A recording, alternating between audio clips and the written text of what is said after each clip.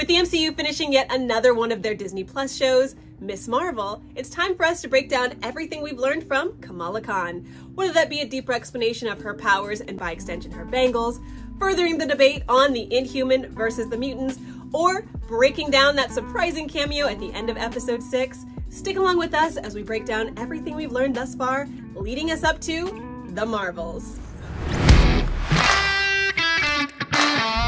Now, though a lot of people feel like the MCU's Phase 4 is all over the place, leaving us with more questions than we have answers, one of the big questions from Ms. Marvel's Episode 6 cutscene has in fact been answered, and that is, did we actually see Carol Danvers, or did we finally see Kamala Khan's morphing ability? Well, that does not sound like science homework. Okay.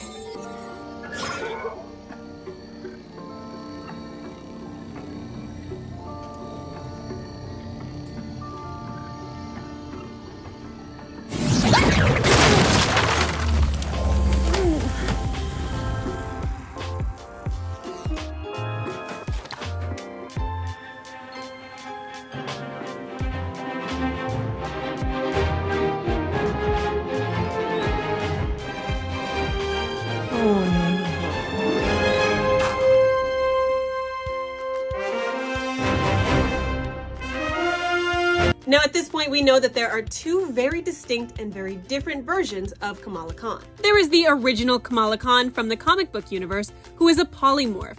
That means she's able to stretch and contort like Mr. Fantastic, but she can also shrink and grow like Ant-Man, and has her own unique ability to shapeshift. An ability we saw take shape, all pun intended, as she transformed into her idol and superhero, Captain Marvel. In the comic book version as well, Kamala Khan is an Inhuman. In the comics, the Inhumans were genetic experiments of the Kree. They were given a Terrigen, and through Terrigenesis, it gave Kamala the ability to embiggen. Now, this version of Kamala Khan is in strike contrast to the MCU's version of Kamala Khan, who, instead of having a polymorph ability, has a more crystalline purple energy that comes out of her. These powers manifested from her obtaining a magical bangle. With this bangle, her purple energy is also able to make fields of energy to create force fields to protect her. She can shoot energy blasts and kind of walk on air. So what does all this mean and matter when we're talking about the season finale cutscene of Ms. Marvel? Well, it all comes down to that shape-shifting ability and whether or not the writers actually put it into the show.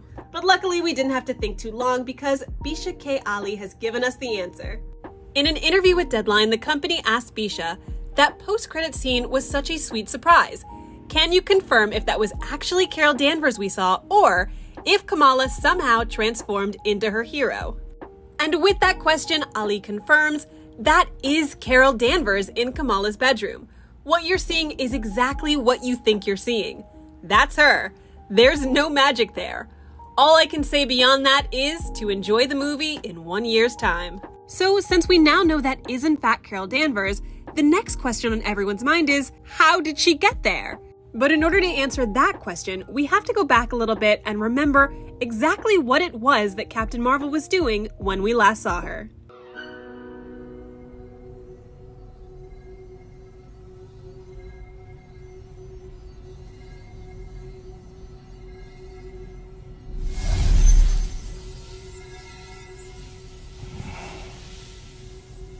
They don't match any artifacts from our codex. What do you think? I'm not sure. They're not vibranium. Chitauri? Not like any alien tech I've seen. How long did your dad have them before he gave them to you? About 1,000 years? Their thermoluminescence indicates they're older than that, by a lot. The first time you used the rings, we felt it in Kamatage.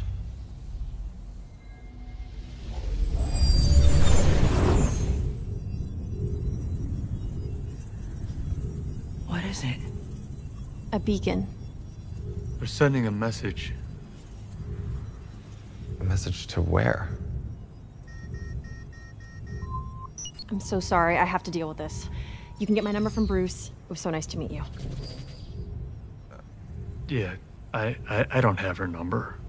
She does this a lot. Guys, stay safe. Welcome to the circus.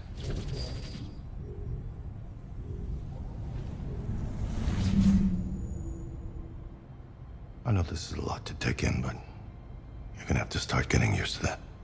When we last saw Carol Danvers, aka Captain Marvel, she was seen investigating the 10 Rings with Bruce Banner and Wong. As we know from Shang-Chi and the 10 Rings, the 10 Rings were originally in possession by Shang-Chi's father, Xu Wenwu. But through the events of Shang-Chi and the 10 Rings, they are now in possession by Shang. As we've learned, the 10 Rings are a beacon to an unknown entity, or a threat from another dimension. So how does Shang-Chi and the 10 Rings and Carol Danvers tie into Miss Marvel? That can all be explained via the 3rd episode of Miss Marvel, where we learn that there is in fact a second bangle. In the 3rd episode of Miss Marvel, it is clear from a flashback that the clandestine found the bracelet on a blue arm. And knowing our Marvel history, we can assume that the blue arm belonged to a Kree. The Kree were much more prevalent in Captain Marvel. Carol Danvers happens to live on the home planet of Kree, Hala. With all of this current knowledge, we can speculate that perhaps the bangles are Kree in origin. But despite that, there's already a pretty solid line between the Kree, Miss Marvel being an Inhuman, and Carol Danvers. The flashback of Marvel Episode 3 also shows a battle of sorts. This can actually lead us in a few different directions. Perhaps Xu Wenwu, after creating this 10-ring sanctuary or stronghold, was invaded by the Kree, there was a battle, and he made off with the second bangle. There was also a comment made in this episode that before the clandestine arrived, this particular area where they found the second bracelet had already been ransacked by the British. Now, if the British did invade, would that lead us to believe that the first bracelet is actually in a British museum?